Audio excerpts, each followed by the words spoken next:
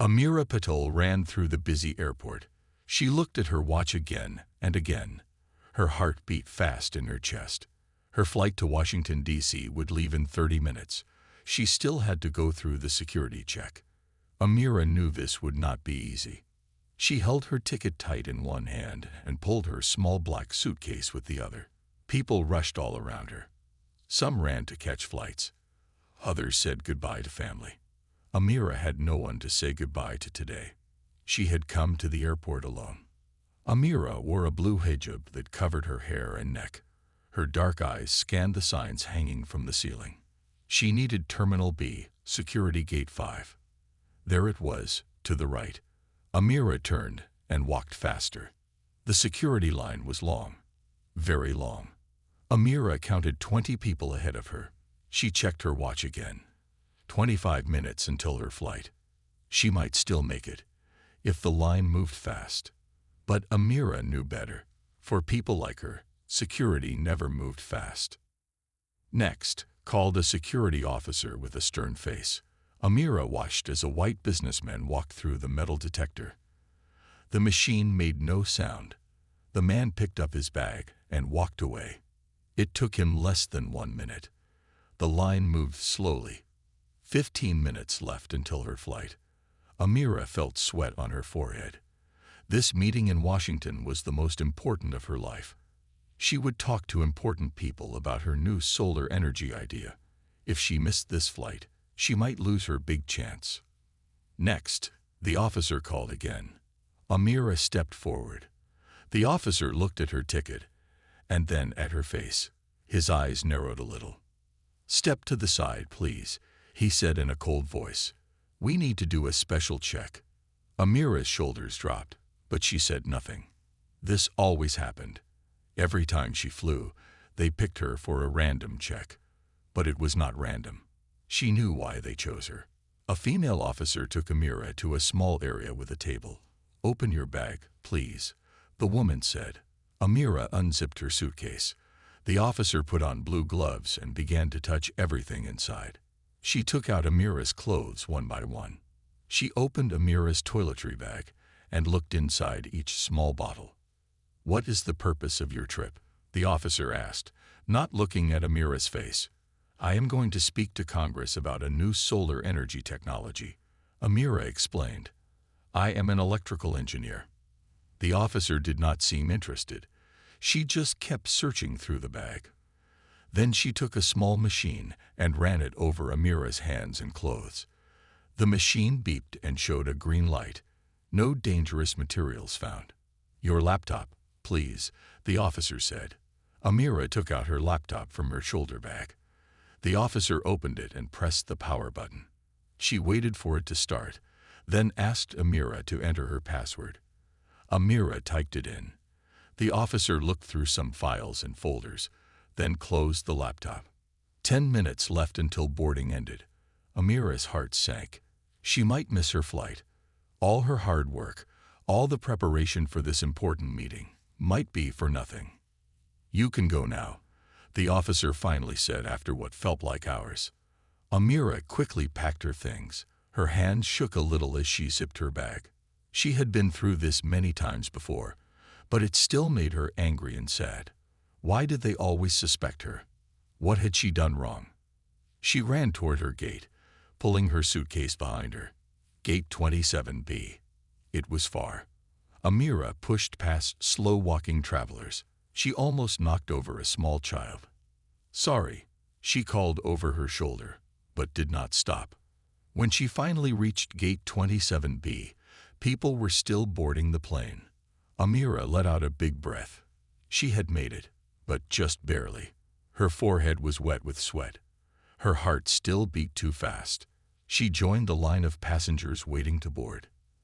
As Amira stood in line, she felt people looking at her. A man in a business suit whispered something to his wife.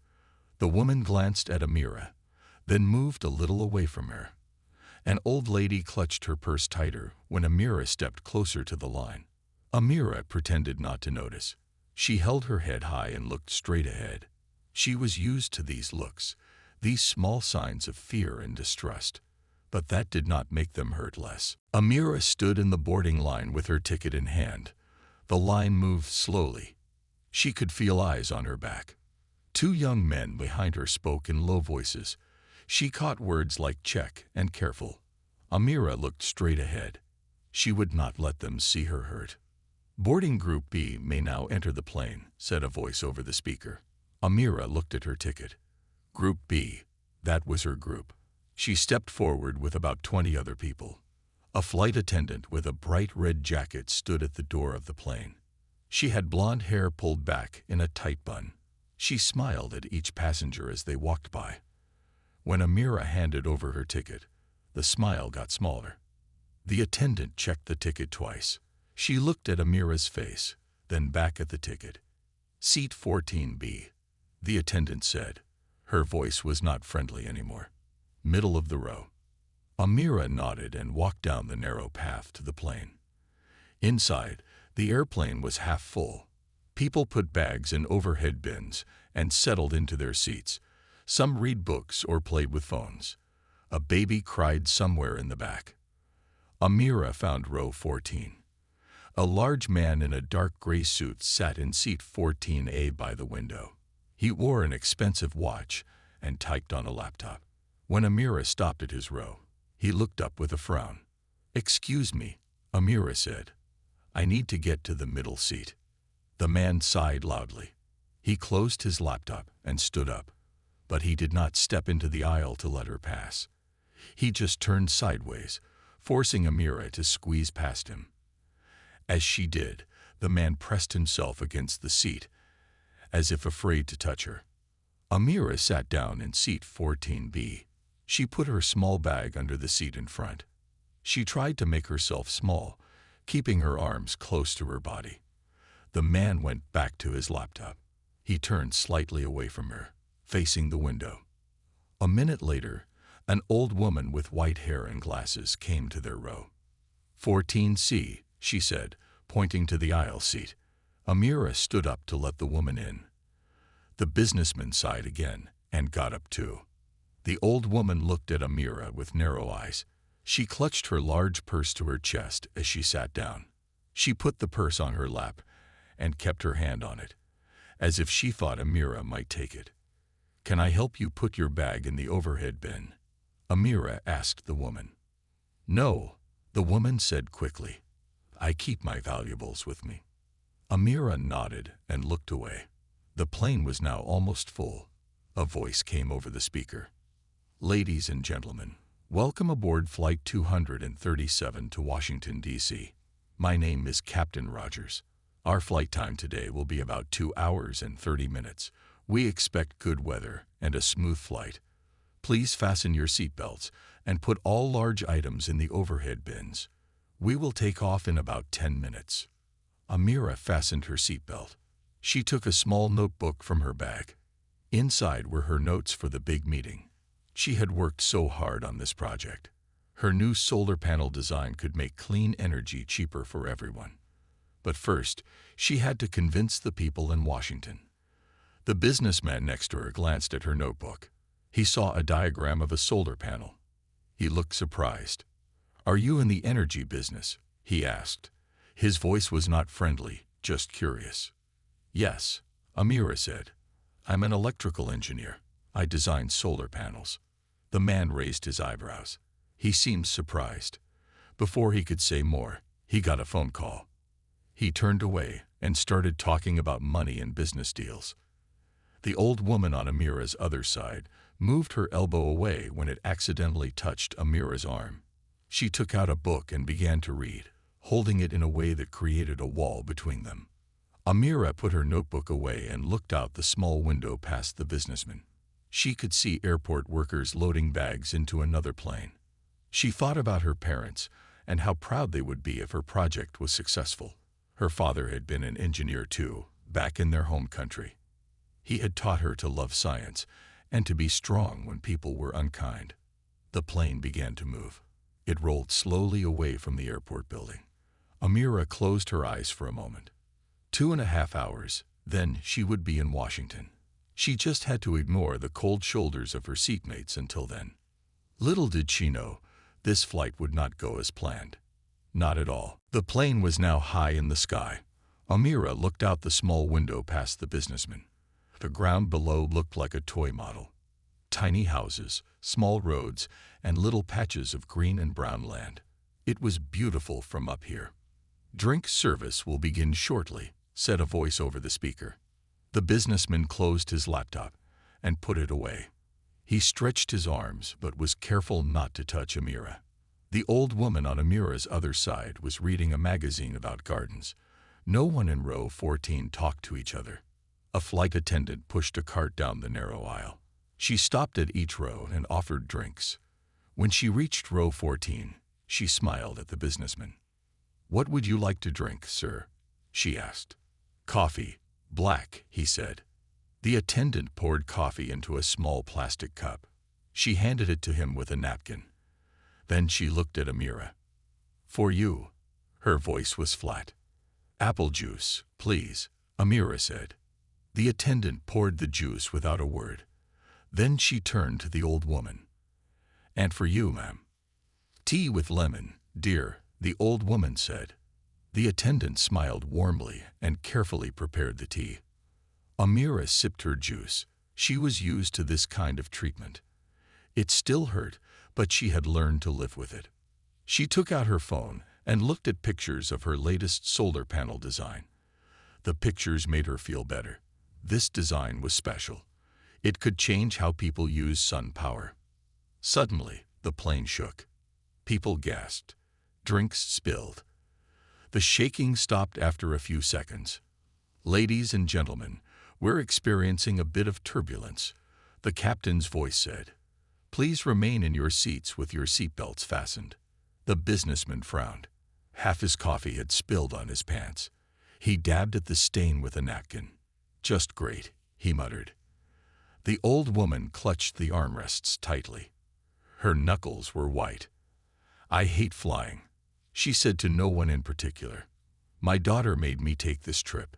She lives in Washington." Amira gave the woman a kind smile. "It's just a small bump. Planes are very safe." The old woman looked at Amira with surprise, as if she hadn't expected Amira to speak to her. She didn't smile back.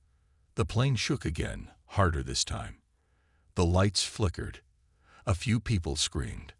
Bags fell from the overhead bins. Amira's heart beat faster, but she stayed calm. The businessman grabbed his armrests. Then, without warning, all the lights went out. The plane was dark, except for a few emergency lights on the floor. The air conditioning stopped. The gentle hum of the engines changed to a strange whining sound. People started talking all at once, voices filled with fear. "What's happening? Are we going to crash? Someone do something." A child began to cry. The flight attendants moved quickly down the aisles, telling people to stay calm and in their seats. The plane was still flying, but something was clearly wrong. Amira could feel it. The way the plane moved felt different. "Ladies and gentlemen," the captain's voice came through the speakers. He sounded tense. "We are experiencing an electrical problem. There is no need for alarm. We have backup systems in place. Please remain seated with your seatbelts fastened." The businessman turned to Amira, his face pale in the dim light. "Is this normal?" he asked. His voice shook a little. He seemed to have forgotten that he didn't want to talk to her. "No," Amira said honestly. "Something is wrong with the electrical system, but planes have many backup systems." The old woman on Amira's other side was praying quietly, her eyes closed. Her hands shook as they held a small cross on a chain around her neck. A flight attendant with a flashlight walked past their row. Her face was a mask of professional calm, but Amira could see worry in her eyes. 5 minutes passed. The lights did not come back on. The air in the cabin was getting warmer without the air conditioning. People fanned themselves with magazines and safety cards. Amira's mind worked quickly. She thought about airplane electrical systems. As an electrical engineer, she knew how complex they were. She wondered what might have gone wrong. The captain's voice came over the speaker again. "Ladies and gentlemen, our main electrical system has failed. We are working to switch to the backup system, but we're having some difficulties. If there is an electrical engineer on board, please press your call button." Amira's heart jumped. She looked at the call button above her seat. Should she help? Could she help? This was far outside her usual work with solar panels. But she knew electrical systems, and right now, this plane needed help. Amira's finger hovered over the call button. Her mind raced. Did she know enough about airplane systems? Could she really help? What if she made things worse? The captain's voice came again. "I repeat, if there is an electrical engineer on board, please press your call button. This is important." The old woman next to Amira looked around the dark cabin. "Surely someone on this plane knows about electricity," she said, her voice shaky. The businessman wiped sweat from his forehead. The cabin was getting hotter. "Where are all the engineers when you need them?" he muttered. Amira took a deep breath and pressed the call button. A small light came on above her seat. A flight attendant hurried over. "Yes?" she asked, shining her flashlight at Amira. "I'm an electrical engineer," Amira said. Her voice was stronger than she felt. "I design power systems for solar energy technology." The flight attendant's eyes widened. She looked unsure. "You're an engineer?" The businessman turned to stare at Amira. The old woman's mouth fell open. "Yes," Amira said firmly. "I have a PhD in electrical engineering from MIT. I might be able to help." The flight attendant hesitated, then nodded. "Please come with me to the cockpit." As Amira unbuckled her seatbelt, the businessman moved his legs to let her pass. This time, he didn't press himself against the seat to avoid touching her. The old woman actually touched Amira's arm. "God bless you, dear," the old woman whispered. Amira followed the flight attendant down the dark aisle. People watched her pass. Some looked confused to see a young woman in a hijab following the flight attendant toward the front of the plane. The cockpit door was open. Inside, the captain and co-pilot worked frantically at their controls. Warning lights flashed on their panels. They looked up when Amira entered. "This is the engineer," the flight attendant said. The captain looked Amira up and down, surprise clear on his face. "You're an electrical engineer?" His voice held doubt. "Yes," Amira said. She was tired of people questioning her. "I'm Dr. Amira Patel. I specialize in power systems. What seems to be the problem?"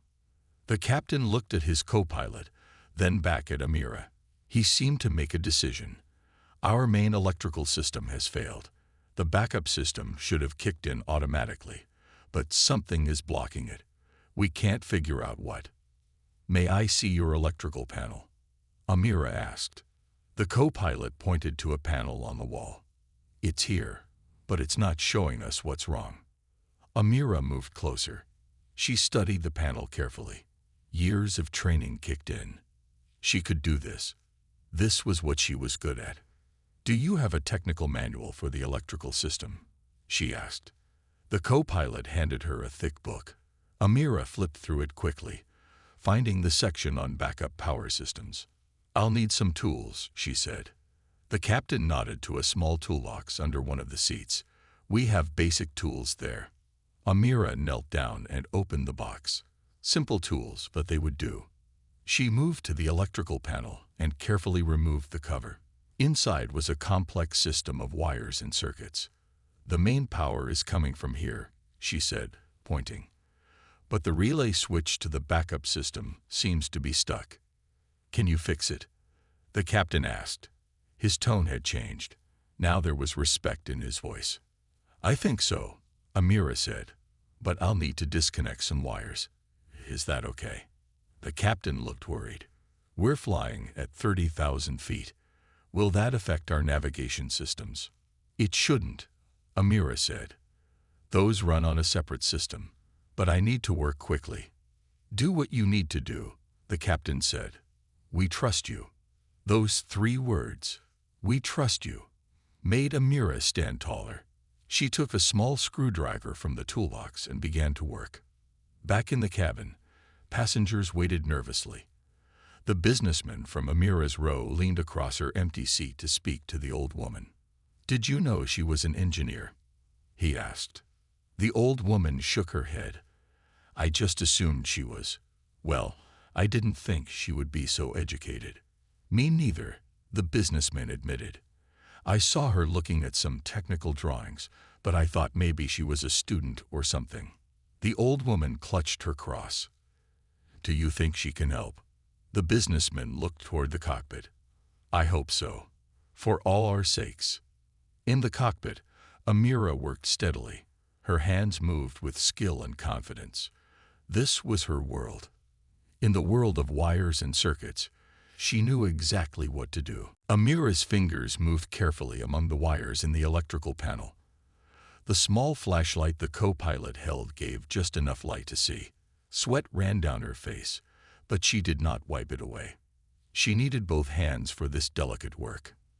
"This wire connects to the main power system," she explained as she worked. "And this one should connect to the backup. But see here, there's damage to this relay switch." The captain leaned closer to look. "What caused that?" "Hard to say for sure," Amira said. "Could be normal wear and tear, or maybe a power surge. The important thing is to bypass it so the backup system can start." The co-pilot looked worried. "Is that safe?" Amira nodded. "It's not ideal, but it's safe for now. It will get us to Washington." She took a small pair of wire cutters from the toolbox. With steady hands, she cut a damaged wire. Then she stripped the ends and carefully connected it to another section. Her fingers worked quickly, but with great care. "In my solar panel work," she said as she twisted two wires together, "we often have to create bypass circuits when a panel gets damaged. The principle is the same. Electricity always wants to follow the path of least resistance." The captain watched her work. His eyes showed respect now. The doubt from earlier was gone. In the cabin, passengers were getting more worried. 20 minutes had passed since the power went out. The air was hot and stale. People fanned themselves with magazines. Some had taken off jackets and extra layers of clothing. A flight attendant walked through the cabin, giving out water bottles. "What's happening?" people asked.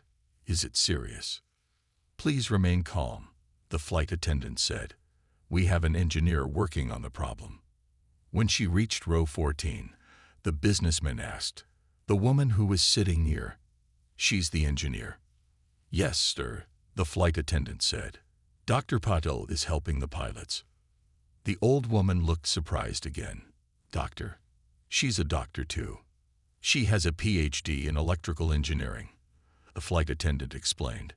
She had learned this while walking Amira to the cockpit. The businessman shook his head. "And to think, I almost didn't speak to her because—" He didn't finish his sentence, but the old woman nodded. She understood what he meant. Back in the cockpit, Amira was connecting the last wire. Her hands were steady, but inside she felt nervous. What if this didn't work? What if she made a mistake? "Almost done," she told the pilots. "When I connect this last wire, the backup system should start. The lights will come back on, and the air conditioning too. But the main system will still need repairs when we land." "Understood," the captain said. "We're ready when you are." Amira took a deep breath. She connected the last wire. For a moment, nothing happened. The cockpit was silent except for the sound of their breathing. Then, with a low hum, the backup system came to life. Lights flickered on throughout the plane. The air vents began to blow cool air again. In the cabin, passengers cheered and clapped. The captain's face broke into a big smile. "You did it." He shook Amira's hand warmly. "Thank you, Dr. Patel. You may have saved all our lives today." The co-pilot patted her shoulder. "That was amazing work." Amira smiled, feeling the wave of relief wash over her. "I'm glad I could help." "Ladies and gentlemen," the captain said into the speaker system, which now worked again. "This is your captain speaking. I'm happy to tell you that our electrical system is now working on backup power. We are safe and will continue to Washington as planned. We expect to land on time." He paused, then added, "I want to thank Dr. Amira Patel, one of our passengers, who used her skills as an electrical engineer to fix our problem. Without her help, we might have had to make an emergency landing." In the cabin, people turned to look at row 14, where Amira's seat was empty. Some looked surprised. Others nodded with approval. The businessman and the old woman exchanged glances. Both looked a little ashamed of how they had treated Amira earlier. "I judged her by her appearance," the old woman said quietly. "My grandson would be so disappointed in me. He always tells me not to be old-fashioned." The businessman nodded. "I did the same thing. I saw her hijab and made assumptions. I never bothered to see her as a person, let alone a highly skilled engineer." A flight attendant approached Amira in the cockpit. "Dr. Patel, the captain says you can return to your seat now. We're serving complimentary drinks to all passengers. What would you like?" Amira smiled. "Apple juice would be nice. Thank you." As she walked back down the aisle toward her seat, something had changed. People looked at her differently now. Some smiled. Others nodded with respect. One man even stood up and shook her hand. Amira made her way back to row 14. People looked up as she passed. Some smiled. Others nodded with respect. A small girl pointed at her and whispered to her mother, "That's the lady who fixed the plane." When Amira reached her row, the businessman quickly stood up to let her in. His face was different now. The cold look was gone. Instead, he looked embarrassed and grateful. "Dr. Patel," he said as she sat down, "that was incredible what you did. Thank you." Amira smiled politely. "You're welcome, Mr. Collins," he said, offering his hand. "Robert Collins. I work in finance. Nothing as important as what you do, clearly." Amira shook his hand. "Nice to meet you properly, Mr. Collins." The old woman on Amira's other side touched her arm. "My dear, I owe you an apology. I was unkind to you earlier. Please forgive an old woman's foolishness." "There's nothing to forgive," Amira said kindly. "I'm just glad I could help." A flight attendant appeared with a tray. "Apple juice for Dr. Patel," she said with a warm smile. She handed Amira a bottle of juice and a glass with ice. "The captain also wanted you to have this." She gave Amira a small wing pin, the kind usually given to children who visit the cockpit. "Tell him thank you," Amira said, smiling at the simple gift. As the flight attendant moved on, a man from the row in front turned around. "Excuse me, Dr. Patel. I couldn't help overhearing. You work with solar energy." "Yes," Amira said.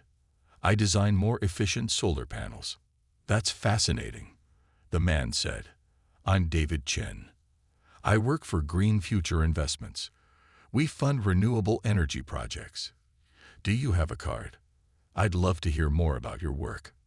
Amira reached into her bag and took out a business card. She handed it to Mr. Chen. "I'd be happy to tell you more." Robert Collins watched this exchange with interest. "What exactly are you working on, if I may ask?" "I've developed a new type of solar cell," Amira explained. "It captures 40% more sunlight than standard panels, and it costs less to make. I'm going to Washington to present it to a congressional committee on clean energy." "That's impressive," Collins said. He reached into his jacket and pulled out his own card. "I'm a venture capitalist. My firm is always looking for promising green technology to invest in. Perhaps we could talk after we land." Amira took his card, trying not to show her surprise. An hour ago, this man had barely looked at her. Now he wanted to discuss business. The old woman spoke up. "My grandson studies engineering at Stanford. He would be so impressed by what you did today. May I take a selfie with you to show him? He won't believe his grandma met a hero engineer." Amira laughed softly. "I'm hardly a hero, but yes, we can take a picture." The old woman took out her phone. She moved closer to Amira and held up the phone. They smiled together as she took the picture. "There," the woman said, looking at the photo. Simon will be so excited. He always tells me not to judge people by how they look. I should have listened to him better. A voice came over the speaker. Ladies and gentlemen, this is Captain Rogers again. I'm happy to report that all systems are functioning normally on backup power. We'll be landing in Washington in about 45 minutes. The weather there is clear and sunny. People around the plane relaxed more. The tense feeling from earlier was gone. Conversations started up again, but they were different now.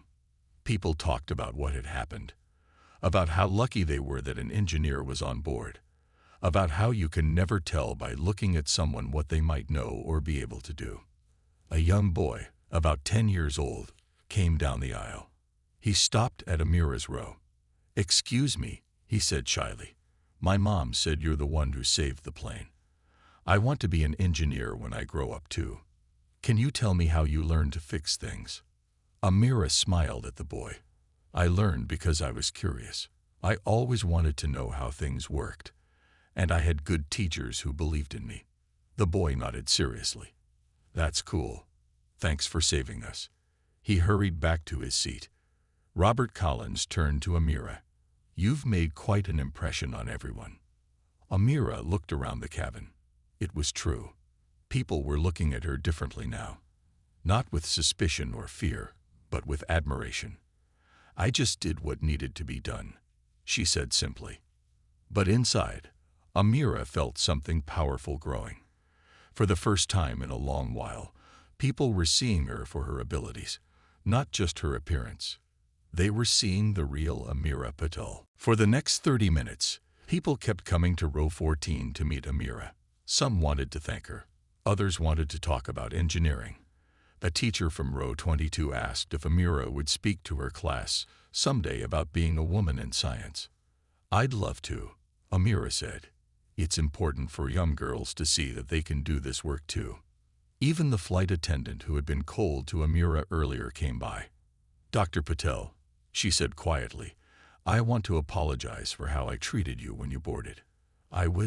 She stopped, not finding the right words. "It's okay," Amira said. "Thank you for saying that." Robert Collins, who had been listening to all these conversations, shook his head in wonder. "You're very forgiving, Dr. Patel. Not everyone would be so kind after how people treated you." Amira looked out the window for a moment. The plane was starting to descend. Clouds passed by outside. "My father taught me something important," she said. He said, "Amira, you can't control how people first see you, but you can control how you respond. Show them who you really are through your actions, not your words." The old woman nodded. "Your father is a wise man." "Was," Amira said softly. "He passed away 3 years ago. He was an engineer too, back in our home country. He's the reason I studied engineering." "I'm sorry for your loss," Collins said. "He would be very proud of you today." Ladies and gentlemen, please return to your seats and fasten your seatbelts. We are beginning our descent into Washington, D.C., the captain's voice announced. People returned to their seats. Amira fastened her seatbelt and looked at her watch. Despite everything that had happened, they were only 20 minutes behind schedule. She would still make her meeting with the Congressional Committee. As the plane began to descend, Collins asked, "What time is your meeting in Washington?" 2:00, Amira said. "At the Capitol building." Collins looked at his expensive watch. "That's cutting it close. Do you have transportation arranged?" "I was going to take a taxi," Amira said. Collins shook his head. "That could take too long with DC traffic. Let me help. My company has a car waiting for me. We can drop you at the Capitol first." "That's very kind," Amira said, surprised by the offer. "Thank you." The old woman took out a small notebook from her purse. "I want to follow your work, Dr. Patel. Can I have your email? I'd like to tell my grandson about your solar panels. He's very interested in green energy." Amira smiled and wrote her email in the woman's notebook. Then she turned to Collins. "Mr. Collins, can I ask you something?" she said. "What changed? Why are you being so helpful now when earlier you didn't want to even talk to me?" Collins looked embarrassed, but he answered honestly. When I first saw you, I made assumptions based on how you looked. I'm ashamed to admit it, but I did. I saw your hijab and I thought, well, I thought you were someone to avoid. He looked down at his hands. Then when the lights went out and the captain asked for an engineer, and you stood up, it made me realize how wrong I was. How wrong I've probably been about many people. The old woman nodded. Me too, dear. I'm from a different time, but that's no excuse. Today was a good lesson for me. The plane dropped lower. Through the window, they could see the Washington Monument in the distance. Tell me more about your solar panel design, Collins said. You mentioned it captures 40% more sunlight. Amira began to explain her work. She spoke with passion and knowledge. Collins listened carefully, asking smart questions. The old woman listened too, though she didn't understand all the technical terms. As Amira talked, she felt a new confidence. This meeting with the Congressional Committee no longer seemed so scary. If she could fix an airplane's electrical system at 30,000 feet with people's lives at stake, she could certainly explain her solar panels to some politicians. The plane dropped lower and lower. The ground came closer. Amira could see cars moving on the highways below. We'll be landing in Washington, D.C. in about 5 minutes, the captain announced. Local time is 1:15 p.m. Weather is sunny, 75 degrees. And once again, my personal thanks to Dr. Amira Patel for her assistance today. I hope all of you will join me in thanking her when we land. The passengers broke into applause. Amira felt her cheeks grow warm. She had not expected this kind of recognition. But it felt good, very good, to be seen and appreciated for her skills and knowledge, not judged for her appearance. The plane's wheels touched the ground with a small bump. People clapped as the plane slowed down on the runway. Amira looked out the window at Washington, D.C. Tall buildings stood against the blue sky. The nation's capital looked beautiful in the afternoon sun. Welcome to Washington, D.C., the captain said over the speaker. Local time is 1:17 p.m. Please remain in your seats until we reach the gate and the seatbelt sign is turned off. The plane rolled slowly to the terminal. Amira gathered her things and put them in her bag. She checked her phone. No messages. She still had time to get to her meeting, especially with Mr. Collins' help. I've texted my driver, Collins said. He'll be waiting right outside baggage claim. We can go straight to the Capitol. Thank you again, Amira said. I really appreciate your help. The old woman patted Amira's hand. Good luck with your meeting, dear. Those politicians would be fools not to support your solar panels. The plane stopped at the gate. The seatbelt sign turned off with a soft ding. People stood up and began to get their bags from the overhead bins. But instead of pushing to get off the plane, many passengers stepped back and looked toward Amira. Ladies first, a man said with a smile. Especially the lady who saved our flight. Amira felt her face grow warm. She wasn't used to this kind of attention. Collins grabbed her small suitcase from the overhead bin and handed it to her. After you, Dr. Patel, he said. As Amira walked down the aisle toward the front of the plane, people thanked her. Some shook her hand. A little girl gave her a drawing of a plane with a smiling face. At the front of the plane, the captain stood by the door.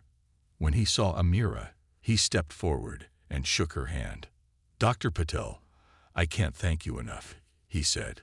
Without your help, we would have had to make an emergency landing. That would have been scary for the passengers and very expensive for the airline. I'm just glad I could help, Amira said. Here's my card, the captain said, handing her a business card. The airline will want to thank you properly. Expect a call from our CEO. Amira took the card and thanked him. Then she walked off the plane and into the terminal. Collins walked beside her. People from the flight followed behind. This way to baggage claim, Collins said, pointing to a sign. They walked quickly through the airport. Amira checked her watch. It was 1:25 p.m. She still had time to get to her meeting, but not much. Are you nervous about your presentation? Collins asked as they walked. A little, Amira admitted. It's a big opportunity. If the committee supports my design, it could help bring clean energy to millions of people. After what I've seen today, I have no doubt you'll impress them, Collins said. You're clearly brilliant at what you do. They'd reached baggage claim. A man in a black suit held a sign that said QOLNS. He waved when he saw them. That's my driver, Collins said. Let's go. The driver took Amira's suitcase and led them outside to a sleek black car. He opened the door for them. Where to, Mr. Collins? The driver asked. The Capitol building, please, Collins said. And we need to get there by 2 p.m. No problem, sir, the driver said. As they drove through Washington, D.C., Amira looked out the window at the famous buildings and monuments. She had been to D.C. once before, for a science fair when she was in high school. Back then, she had dreamed of changing the world with her ideas. Now she was here to do just that. What will you say to the committee? Collins asked. Amira thought for a moment.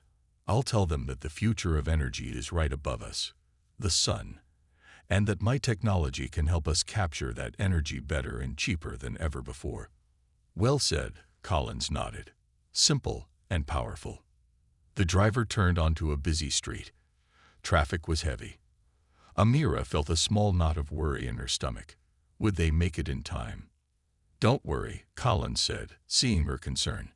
James knows all the shortcuts in D.C. He'll get us there. The driver nodded. Yes, Dr. Patel. I know a back way that avoids most of the tourist traffic. Amira was surprised that the driver knew her name. Then she realized that many people now knew her name. The woman in the hijab who fixed the plane. Dr. Amira Patel, electrical engineer. The car turned down a side street, away from the traffic. Amira looked at her phone and pulled up her presentation notes. She knew her design was good. Now she just needed to make the committee see that too. Collins watched her review her notes. You know, he said, my investment firm has a special fund for clean energy projects. After I hear your presentation, I'd like to discuss possible investment opportunities. Amira looked up, surprised. Really? That would be wonderful. The car turned again, and suddenly the Capitol building came into view. Its white dome shone in the sunlight. The black car stopped in front of the Capitol building. The driver jumped out and opened the door for Amira and Mr. Collins. Amira stepped out and looked up at the huge white building. Here, important decisions were made every day. Today, she hoped, they would make an important decision about her solar panels. We have 10 minutes, Collins said, checking his watch. Perfect timing. They walked up the wide steps. Amira's heart beat faster with each step. This was her moment. She thought of her father and wished he could see her now. At the entrance, a security guard checked their IDs and the letter that invited Amira to speak. The guard nodded and let them through. The Energy Committee is meeting in room 214, the guard said. Down that hall and to the right. Amira and Collins walked quickly. The halls of the Capitol were grand, with high ceilings and marble floors. Important-looking people hurried past them. Nervous? Collins asked. A little, Amira admitted. But after today's flight, this seems easier somehow. They found room 214. Outside the door, a woman with a clipboard waited. Dr. Patel, she asked when she saw Amira. I'm Lisa Chen, the committee secretary. We're ready for you. Amira turned to Collins. Thank you for everything, Mr. Collins. Good luck in there, he said. I'll wait out here. I want to hear how it goes. Amira nodded and followed Ms. Chen into the room. Inside, a long table faced rows of chairs. 7 people sat at the table, 4 men and 3 women. They wore serious expressions and had papers in front of them. About 20 other people sat in the chairs, watching. Dr. Amira Patel, Ms. Chen announced. Amira walked to the front of the room. A small table held a glass of water and a microphone. She put her bag down and took out her tablet with her presentation. "Good afternoon," Amira said into the microphone. Her voice sounded strong and clear. "Thank you for the opportunity to speak with you today about the future of solar energy." She connected her tablet to the projector. Images of her solar panel design appeared on a large screen behind her. "My design uses a new type of material that captures 40% more sunlight than standard panels," she explained. "And it costs 25% less to make. This means more clean energy at lower prices." As Amira spoke, she felt calm and confident. She answered questions clearly. She showed data that proved her points. The committee members leaned forward, interested in what she was saying. One woman on the committee, with gray hair and glasses, asked hard questions about costs and materials. Amira answered each one with facts and numbers. The woman nodded, clearly impressed. After 30 minutes, the committee chairman spoke. "Thank you, Dr. Patel. This is very promising work. We'll discuss your proposal and be in touch soon about possible government support for further development." Amira thanked the committee and gathered her things. As she turned to leave, she noticed something surprising. In the back row sat the flight captain and co-pilot, still in their uniforms.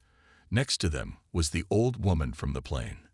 They all smiled and gave her thumbs-up signs. Outside the room, Collins waited. "How did it go?" he asked. "I think it went well," Amira said. They seemed interested. Just then, the doors opened again. The captain, co-pilot, and old woman came out. "Dr. Patel," the old woman called. "We came to support you. We took a taxi straight from the airport." "Your presentation was excellent," the captain said.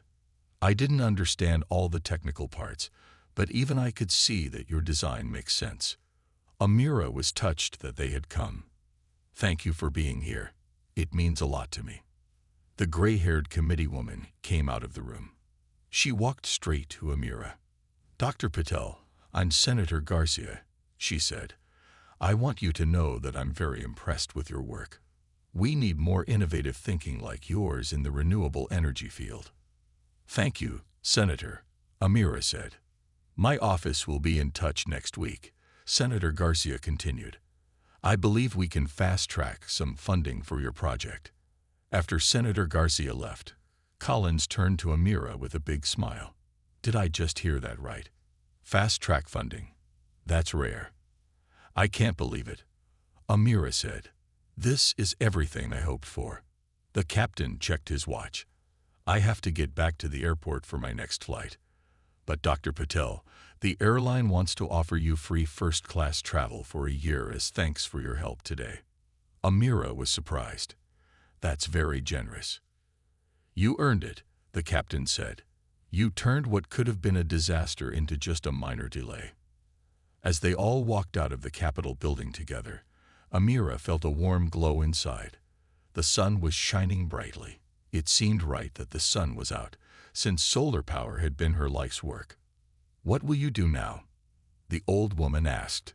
"First, I'll call my mother and tell her everything," Amira said. "Then I'll get back to work. There's still so much to do to make these solar panels available to everyone." Collins handed her a business card. "My firm is very interested in helping with that.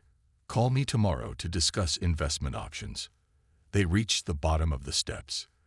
The captain and co-pilot said goodbye and left for their taxi. The old woman hugged Amira. "My grandson will be so inspired by your story," she said.